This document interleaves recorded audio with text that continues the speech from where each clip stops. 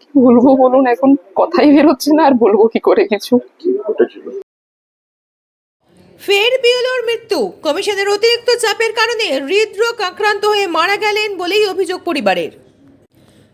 শালবনী পশ্চিম মেদিনীপুরে এসআইআর সংক্রান্ত কাজের চাপ অনেক বেশি ছিল। 1150 বেশি ভোটারের বিভিন্ন তথ্য বিভিন্ন বার দফায় দফায় তুলতে চাপ ছিল তার। অনেক রাত পর্যন্ত কাজ করতে হয়েছিল তাকে। তারপরেই প্রেশার সহ একাধিক শারীরিক জটিলতা তৈরি হয়েছে। নির্বাচন কমিশন আধিকারিকদের বিষয়টি জানিয়ে চাপ কমানোর আর্জি জানিয়েছিলেন, কিন্তু কোনো লাভ হয়নি। অবশেষে বৃহস্পতিবার ভোরে বাড়িতে হৃদরোগে আক্রান্ত হয়ে মারা যাবার অভিযোগ পরিবারের। তারপরেই সরব পরিবারের শাসক দল তৃণমূল। ছুটে গেলেন তৃণমূলের বিধায়ক সহ অন্যান্যরা। সুপ্রিম কোর্টে অভিযোগ জানানোর কথা জানালেন তৃণমূল বিধায়ক। মৃত ওই বিএলওর নাম সুবিমল কারক, বয়স 57। শালবলী থানার হাতিমারি এলাকার বাসিন্দা তিনি। প্রাথমিকে শিক্ষক ছিলেন। বিএলওদের কাজের দায়িত্ব ছিল তার উপরেই। 1150 বেশি ভোটারের দায়িত্বও তার উপর দেওয়া হয়েছিল। দফায় দফায় তাদের তথ্য সংগ্রহ আপলোডিংয়ের দায়িত্ব ছিল।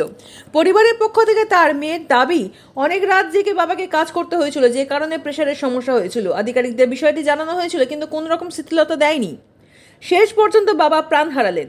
বৃহস্পতিবার ভোরে এই ঘটনার কথা জানতে পারায় ছুটে এসেছেন তৃণমূলের মেদিনীপুর বিধানসভার বিধায়ক সুজয় হাজরা। পরিবারকে সমবেদনা জানিয়ে সমস্ত রকম সহযোগিতার আশ্বাস দিলেন। সেই সঙ্গে এই ঘটনায় নির্বাচন কমিশনকে নির্যাতন কমিশন উল্লেখ করে ক্ষোভ উগড়ে দিলেন। বিষয়টি নিয়ে আদালত পর্যন্ত যাওয়ার হুঁশিয়ারিও দিলেন তিনি। এটা হচ্ছে অনেকদিন ধরে, মানে প্রবলেমটা তো ছিল আগে থেকে, হার্ট অ্যাটাকের কারণে প্রবলেম ছিল। এবার তারপরে বিএলওর প্রেশারটা যখন আসে, বাপি গিয়ে জানিয়েছিল বিডিও অফিসে যে এবারে করতে পারবে না, যেহেতু হার্ট অ্যাটাক স্ট্রোক দুটো হয়েছে, এত প্রেশার নেওয়া যাবে না। 1171 জনের আমাদের এখানে, তো সেখান থেকে যেহেতু আমাদের পুরো চত্বরে কোনো টিচার নেই, তো বাপিকে করতে বাধ্য। এবার করতে হয়েছে, এতজনের নাম নেওয়া, সেগুলোকে যা যা ক্রিয়া রয়েছে আর কি, সমস্ত কাজকর্ম এই করতে করতে, যেখানে হচ্ছে মানে যে পাড়ায় ঘোরার ব্যাপারটা ছিল, একা একা ঘুরেছে। ওখানেও অসুস্থ হয়েছে অত রোদের মধ্যে দিয়ে, ওখানে অনেকবার মাথা ঘুরিয়ে পড়ে গেছে, তারা এসে দিয়ে গেছে বাড়িতে। এটা নিয়ে ওখানে 3বার হয়েছে। বাড়িতে তো প্রায় দিনই, মানে বিয়েলোর ওটার পরে তার আগে হয়তো সুস্থ ছিল, কিছুটা হাঁটা চলা করতে পারতো, সব ঠিকঠাক ছিল, এখনো পারে।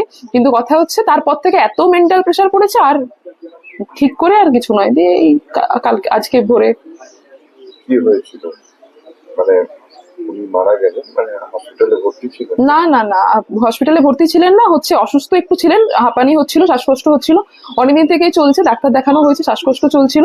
কালকে রাত্রে মোটামুটি সুস্থ ছিল, কিছু না, জাস্ট ওয়াশরুম গেছে, রুমে এসে শুয়েছে, তারপরে ডাকছি আর নেই। কি মনে হয়, এটা কি মানসিক চাপ? মানসিক চাপ তো ভীষণ, পুরোটাই মানসিক চাপ, আর কিছু নয়। মানসিক চাপ, শরীর অসুস্থতা দুটোই, মানসিক চাপটা একটু বেশি। মানসিক চাপটা মানসিক চাপটা কি কারণে? বিএলওর জন্য আরো অনেক কিছু। এবার আমাকে অত তো বলতে পারবো না, কিন্তু বিএলওর জন্য যে মানসিক চাপ, এটা বাপি অনেকবার বলেছে। যেখানে পড়াতে যেত সেখানে গিয়েও বলতো যে এত প্রেশার হচ্ছে, এটা হচ্ছে। তো বিএলওর কারণে চাপটা বেশি পড়েছে। তুমি কি করতেন? স্কুল টিচার, কোন স্কুলে? সাবলি প্রাথমিক বিদ্যালয়। সাবলি প্রাথমিক বিদ্যালয়। আপনার বয়স কিরকম? 57+। আপনার নাম? সুচন্দ্রিমা কারক। আপনি কি করেন? আমি গ্রাজুয়েশন করছি।